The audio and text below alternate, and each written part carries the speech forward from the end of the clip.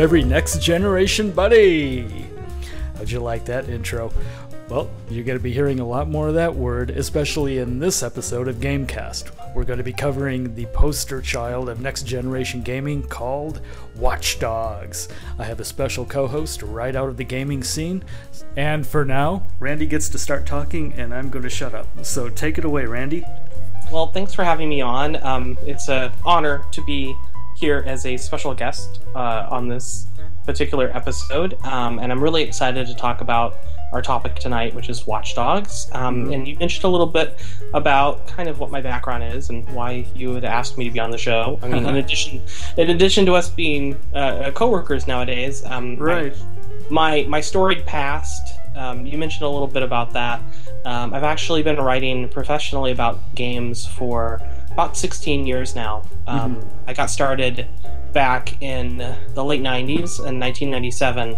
I was one of the founding editors on a little gaming site called IGN. And then after doing that for a couple of years, I moved into the world of print publications, where I worked on a PlayStation magazine called PSM. Yep. Which some of the viewers might have heard of. Oh yeah, I think they all know PlayStation Magazine. I'm sure. and I did that. There was a small stint in there where I worked for the launch of the official Dreamcast magazine here in the U.S. Yeah, that's right. And then kind of the last thing I did that was involved gaming, but primarily involved gaming, was the West Coast editor on Joystick, which is a very awesome and very popular gaming site. So, yep, and that's actually where I got most of my gaming info for the last couple of years. More than anything, yeah.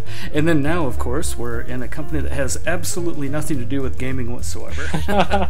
Well, I mean, that's true, but if anything, I would say that what I found in doing something that's very removed from gaming, even though I do occasionally on our blog, I still write about things that have to do with games. Right. Just do some really fun stuff with it. But I found that if anything, it just kind of makes me appreciate games more. I definitely come at games from a different perspective, and in particular, I found that whereas when I was reviewing games professionally, I still every once in a while I kind of dip my pen into that old inkwell of games reviews, but mainly, I'm just a gamer. I'm back to being just a gamer again, and I found that the perspective it gives you when you're not just, say, receiving a game in the mail from company X, and hey, here you go. Please review this game, or review this game. You review the game, but it's something that you've gotten, you've had sent to you. You don't have any kind of monetary investment in it. But nowadays, I'm putting my own $59.99 down on everything, and it really makes me appreciate the value of games more, to the point where I've started kind of I have that tiered system where I break it down into is this game really a $60 game? Right. Or is this game and it really it's given me, like I said, a renewed kind of a fresh perspective on things. And so, And are you finding yourself having to exercise a little discretion when you're... I mean, you could go broke with all these games after you've been used to reviewing every single title on the market. Yeah, I mean, I will say that I don't play as many games as I used to. What I do is I play fewer games more in depth. That's why I actually, I know you and I both have a shared interest and shared love of games like Skyrim and Fallout, where these are games that can keep on giving after hundreds of hours of play. As made evident on my channel. I mean, here we are, 2 years later, and it's just... I mean, for good grief, it's like episode 212 of Skyrim, episode 150 of Fallout. It's like the best investment. And there's still so much to see and experience, and not only that, for there's certain things that you and I are going to be able to say, oh, do you remember Megaton, or do you remember Tenpenny, or something like that, but also these experiences can also be very different. You and I might be able to talk about a very different encounter we had with a character, or a way a situation played out differently. And that's what I really enjoy about kind of this new era of games. I mean, there have been games around for decades that have been really, involved 100+ hour experiences. But now when things are just the fidelity of the graphics and the immersion is just so much higher, I mean, it's easy to, you can just kind of almost live in these worlds, and it's exciting. And I think that kind of goes, to make a kind of a lazy segue, but it kind of goes to what we're going to talk about on this episode. Right. And particularly like that total immersion where you can get lost for hours or even days in a game, that's going to happen even more so with this next generation of consoles, I think. And it's already been happening on the PC. It's just that a lot of game developers haven't been able to unlock that because they're restricted, or they were constricted by the old generation consoles, I think. I don't know, what do you think of that? Do you think people are going to become more and more antisocial and like vegetables in their mom's basements, or what? Well, I think you made a really good point. I think now as the kind of the limits are taken off and the shackles are taken off of developers that have, like you said, had to kind of produce things for the lowest common denominator for upwards of 10 years now. Yeah. Xbox. Yeah. So they're going to be able to, exploit this hardware, and finally everyone's going to be able to have these huge kind of immersive experiences where I don't know if I can imagine that if games get more and more involved, and there's just more like we're going to talk about with Watch Dogs, or if there are more experiences on the level of, say, Fallout 3 or New Vegas or Skyrim, that people are going to probably kind of fall further and further for these worlds and into these worlds. Right.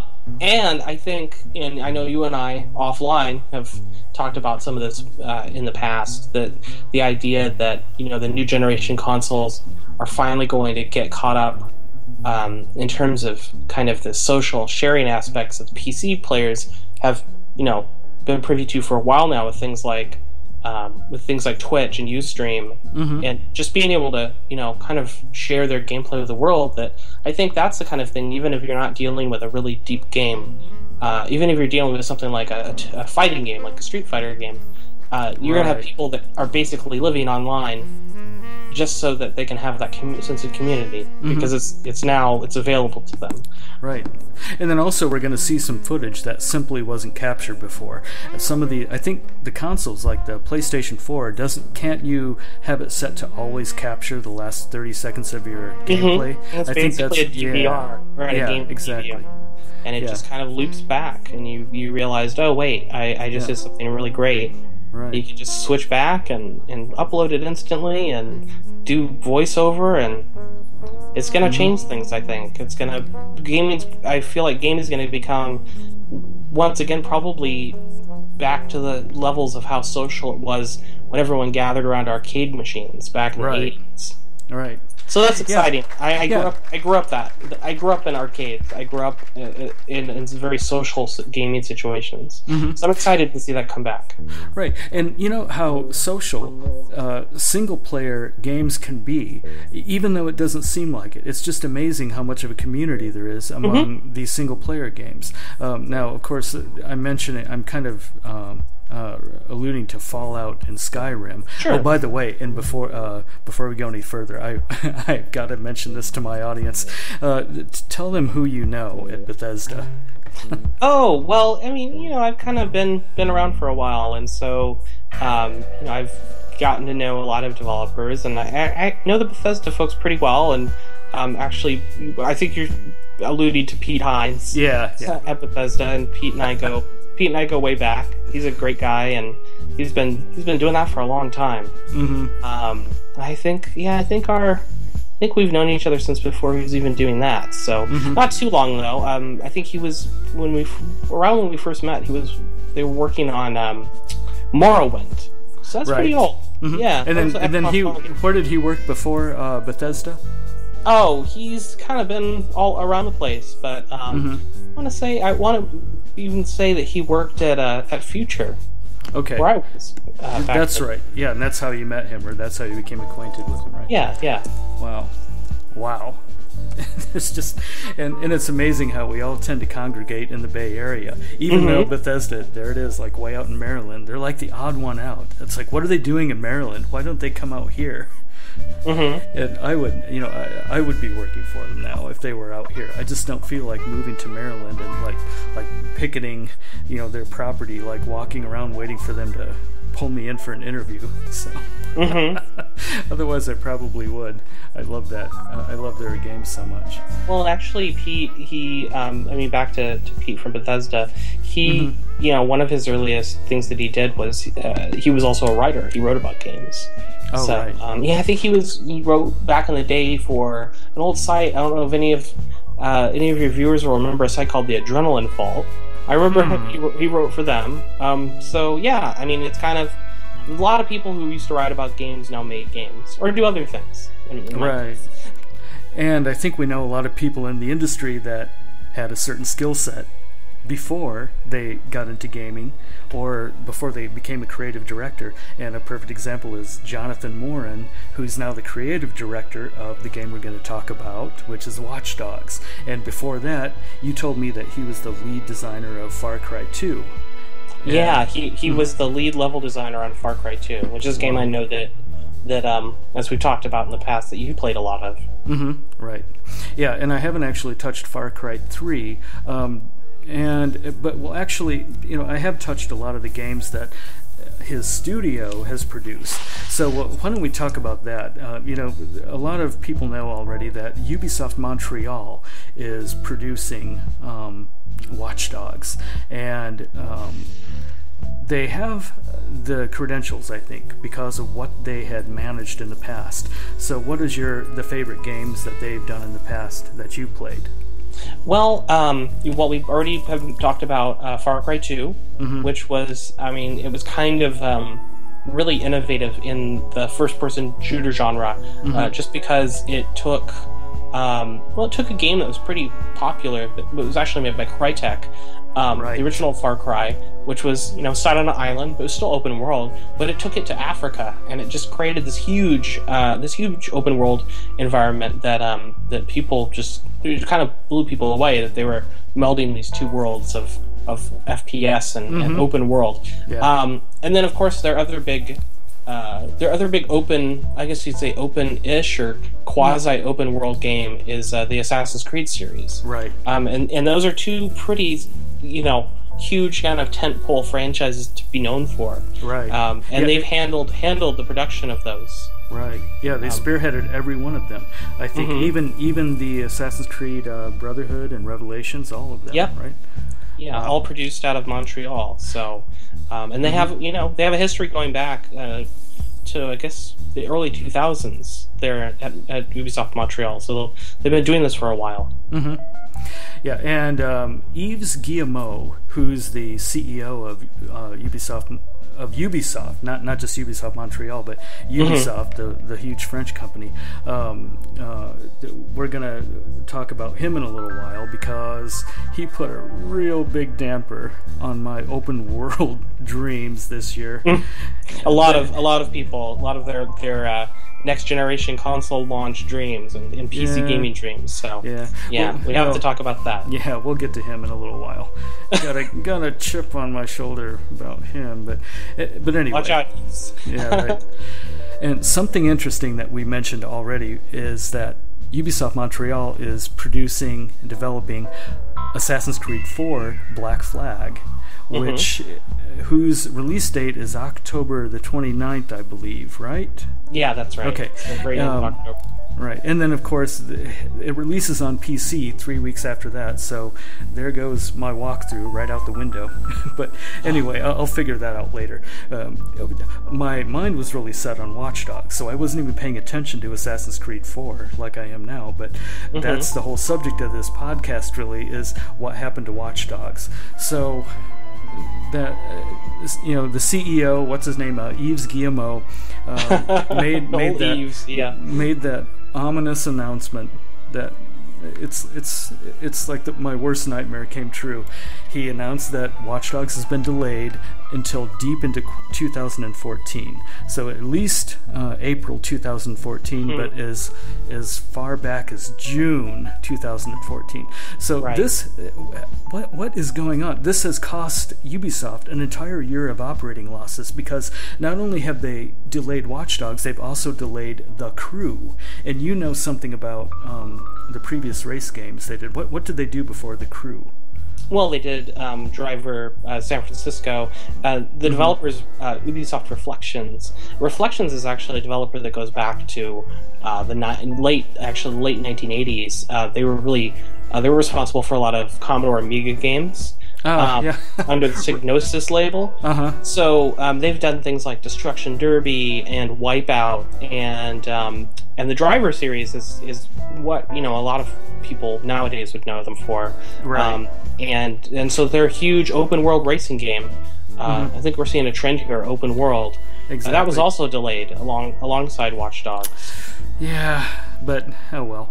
I didn't care too much about The Crew until I discovered that it was going to cover the entire continental United States. And then I realized, maybe that should be my first racing game. I never paid attention to games before. Even Driver San Francisco, I should have been all over that. And I wasn't even, I was living right in the middle of the city, and then I never played it once, not even a minute of it.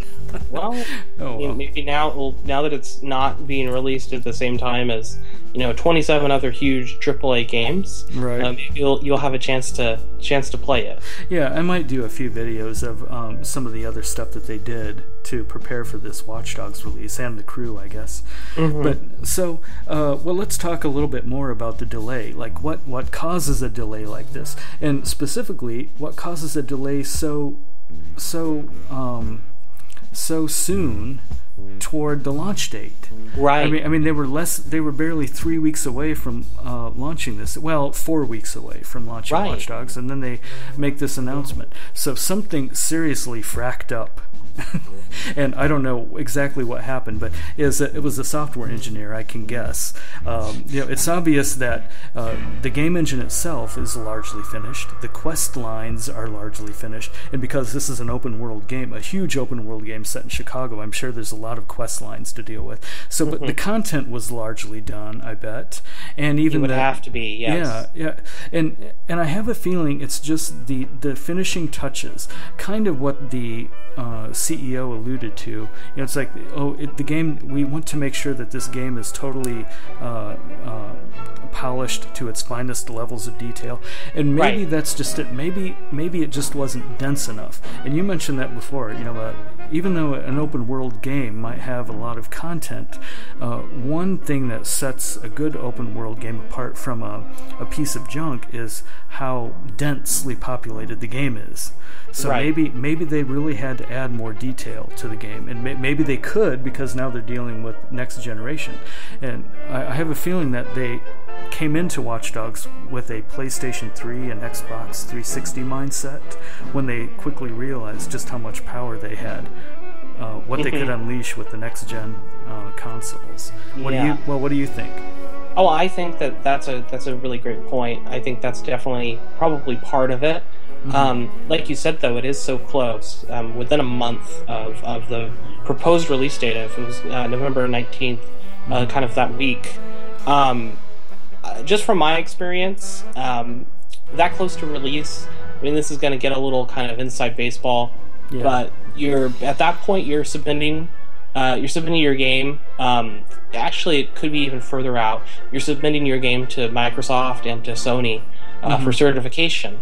And it has to pass through all of their checks to make sure it runs on the platform properly, it runs on all versions of the platform that have been produced. But mainly it goes through and they make sure that all of the content that you said is in there, and that it runs, that it provides a somewhat satisfactory player experience.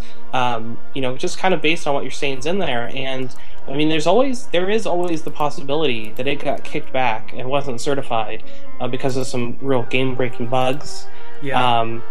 in those cases, you usually wouldn't have a delay so significant, right. As almost 6 months. I guess more than 6 months potentially. Right. That could well have been a case that they ran it by some people who perhaps were even former, game reviewers. They could have run it by them and gotten feedback that, for example, this game, if it's released in its current form, would maybe only score a 6 out of 10. Right, I see. From a lot of websites, and so even though it may have passed certification on all these consoles, including the Wii U, because it's being released on Wii U too. Yeah. Maybe they just weren't happy with the reviews they would have gotten. Because probably, after all, Watch Dogs is supposed to be the next generation poster child. At least that's what Ubisoft wants. Right? And a start of a new franchise, and they've sunk several years. I mean, development on this game started ostensibly in 2009. So they're already 4 years, I believe, into development of the game. Wow. So it would be a shame for them to sink this much into it and then have it really underperform. Yeah, exactly. They probably someone somewhere in a back room crunched some numbers and probably figured out that the loss that they're going to take by delaying it is less than they would have taken if they released the game and it did poorly. Right. So, I mean, that's just my speculation, just based on on my experience. I mean, it is heartening. I would much rather have a game be delayed by 6 months than to have it come out and just be really underwhelming. Right. Yeah. I think anytime you can spend more time polishing a game, and this kind of thing historically isn't unprecedented. There have been a lot of cases of really high-profile games getting delayed for a long time. Yeah, and one that comes to mind, obviously, would be Grand Theft Auto 5, right? That was delayed. It was delayed farther out from release, but I mean, nevertheless, it was a very painful delay. Yeah. Well, what else was delayed? What else can you think of? Well, I mean, pretty much any id Software game. Yeah. Yeah, right. But they really do. I mean, certain publishers, they have the resources to say if something isn't up to snuff. They can say, we're going to push this out, and we're just gonna to eat the losses. And I think really that's what happened at this point. I mean, they were so close. I mean, within a month. I mean, they were probably. I don't think they already had started this, but they were on the verge of probably starting to produce the discs. If they had gotten certified, they probably could have just started pumping out finished discs, and you'd have a game that. I mean, there's famously games that have been canceled that have gone that far and have had discs produced. Yeah. Tragically, right? Yeah. And not to mention that everything depended on this. Like even the release of the PlayStation 4 consoles were bundled with Watch Dogs. So now that, but I mean that has just caused a complete snafu everywhere. Everywhere that was selling those bundles. Yeah, they've had to kind of figure out what to do with that. I mean, I know a lot of people that this was the launch game for the PS4 and the Xbox One that they were really counting on getting. This is what they're excited about. And I know that also Ubisoft stock took a 25% tumble. Yep, in one day. These delays were announced. So it's a big deal. The delay's a big deal. But you know what? I think that also kind of tells us is the amount of anticipation there is for this game. Right. Yeah. The amount of excitement about it. And I think it's for good reason. Right. And it could top Grand Theft Auto. Who knows? We'll find out if the release would top Grand Theft Auto 5's first week. What did it? The revenue exceeded $1 billion, right? Yes. I mean, that is like ultra successful Hollywood level success. I mean, so it's very obvious that these developers want to produce these huge, epic, open world games and spend their time on focus on quality, less titles with better quality. And I think they learned. I think Ubisoft learned that with the Assassin's Creed releases. Just popping out one release every year, making people's heads spin, and you wonder, God, I better not close my eyes and go to sleep though.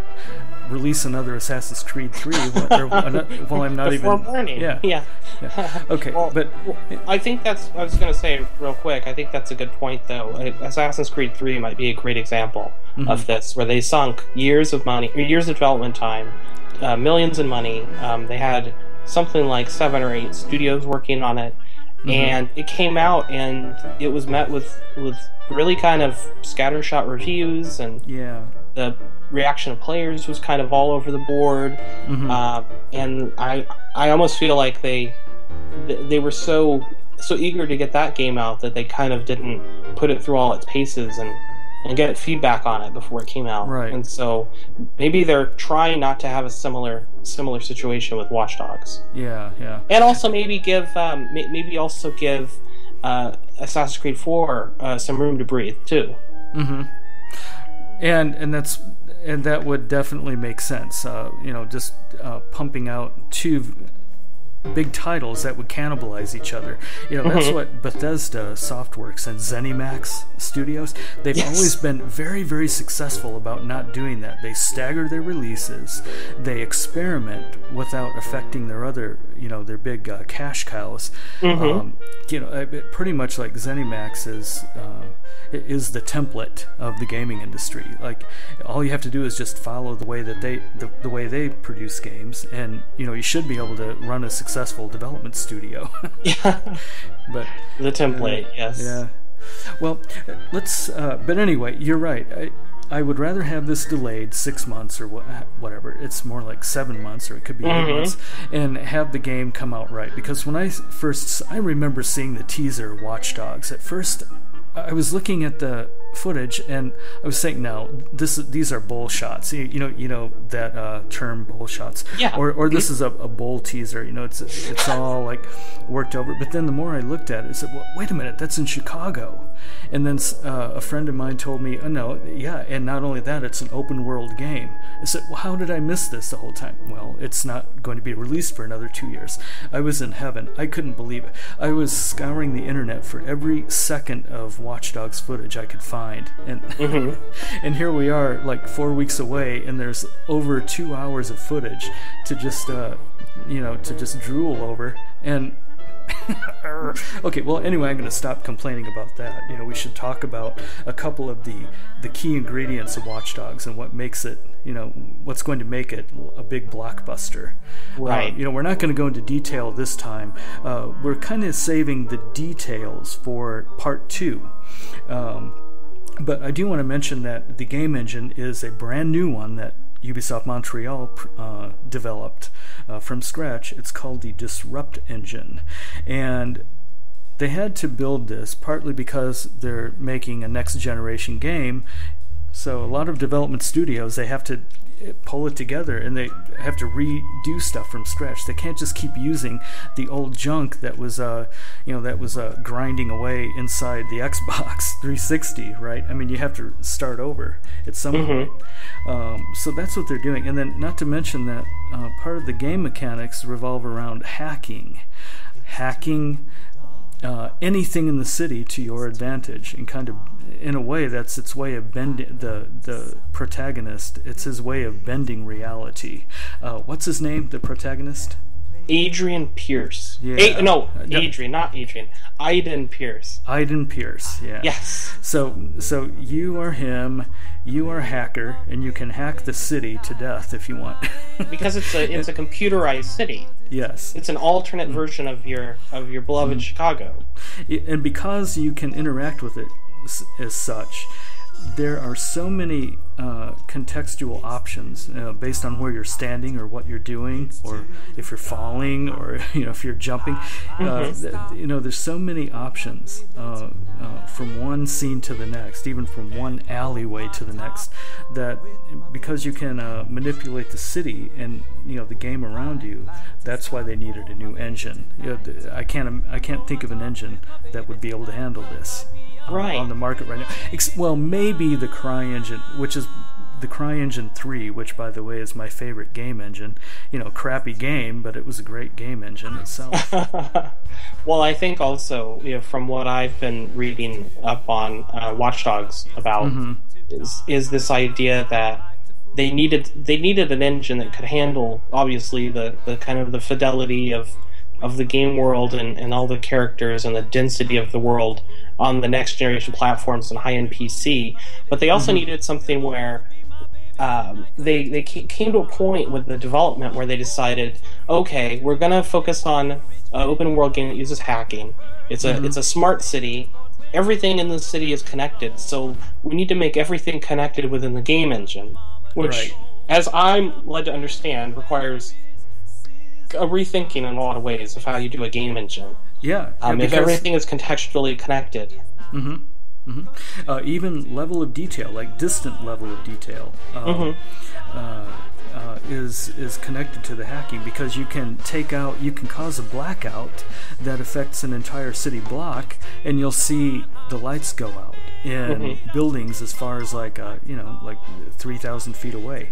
Well, that takes a special engine. I mean, even the Gamebryo engine that Bethesda uses for all of its games, it couldn't handle that, because it's cell-based, and you bang up against a cell and you just can't do anything outside it. Well, another thing to consider with the Disrupt engine, and this is something that kind of goes back to when the game was first announced, was first shown, and that, if you'll remember, was actually before either the PlayStation 4 or the Xbox One were ever announced or shown. When the very first trailer for Watch Dogs debuted, a lot of people looked at it and they said, this is unbelievable. This game looks too good to be a current generation console game. Yeah, exactly. It's just too smooth. It's too detailed. It's too the frame rate's too good. The detail's too high. So either what we're looking at is a very high-end PC game, or we've just been shown a demo of the next generation consoles without not a name. They didn't come out and say this is Watch Dogs running on the PlayStation 4 or the Xbox One, but really that's what we were seeing. And so just from day one, the game has been seen in this. It's been held really highly for the game engine, just because it was so much more ambitious than a lot of things we've seen in recent years. Right, yeah. And those teasers that you're mentioning, that captured the audience. That actually captured the imagination of the audience. And we didn't know much about the game back then. We didn't know much about the backstory. So maybe we should just talk about the backstory, like what happened before the events of Watch Dogs. When it's set, we know it's set in Chicago, obviously, but it's an alternate reality Chicago. So we kind of have to just talk about that a little bit. Well, yeah. I mean, for a game that's so high tech, it is a little shocking to think that it's meant to be in present day. Yeah, and the alternate reality of a modern city, that has worked many times. That actually works out really well. I mean, Grand Theft Auto series is essentially an alternate reality United States. We got weird names of cities that and we all San know. Andreas and Los Santos and Liberty City. So this is sort of like, in fact, I'm not even sure if the city actually is called Chicago in the game, but the features are very obvious. The Sears Tower is there, called Ellis Tower now. John Hancock is there. The Chicago River flowing the opposite direction is in there too. All that good stuff. And by the way, another reason I love this game, I know I'm going to love it before I ever get my hands on it. I lived in Chicago for 7 years, and I've already noticed intricate details that seem right almost down to the pixel, like the elevated train, which we call the L, even how it screeches to a halt and the sparks go flying. I mean, it felt like I was there again just watching the footage, and it makes me want to visit Chicago now. and maybe, now that it's been delayed, I might have to do like real world tour of Chicago, knowing where the different settings in Watch Dogs, like the different neighborhoods that'll be featured. Yeah, I might do that now. You can compare and contrast. Yeah.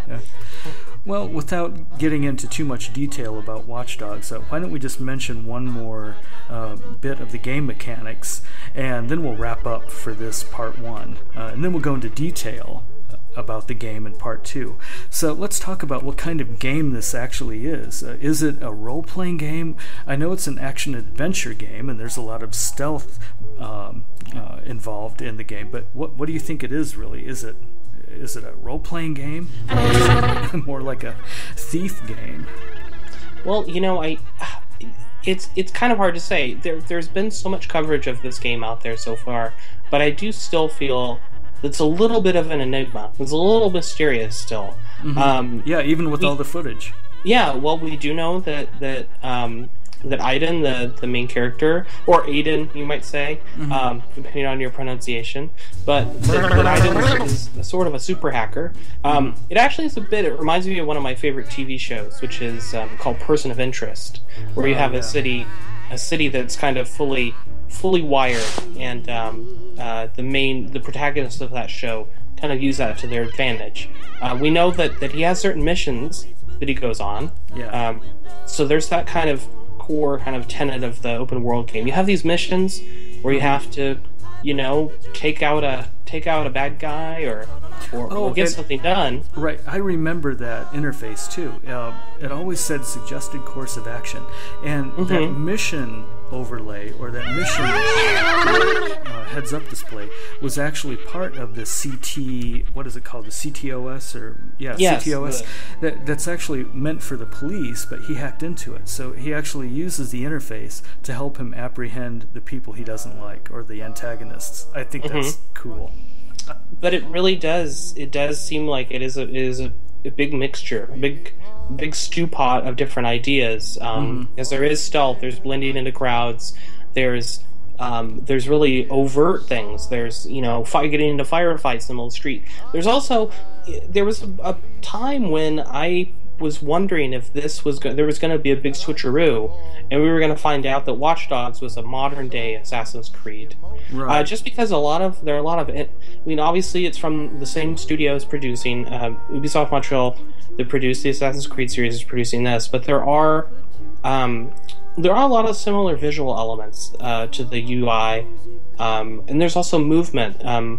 Aiden, his movement is kind of that parkour, like urban running movement, and he's very nimble, and he's able to traverse the world very quickly.